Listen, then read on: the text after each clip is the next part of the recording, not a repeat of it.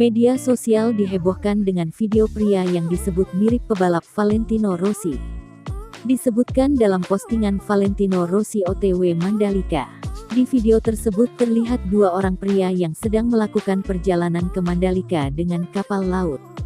Video tersebut diunggah ke grup Facebook Sirkuit Mandalika oleh akun bernama Samsul Rizal pada Sabtu, tanggal 12 Februari tahun 2022. Setelah ditelusuri, pria yang ada di video tersebut bukanlah Rossi sungguhan melainkan hanya mirip saja.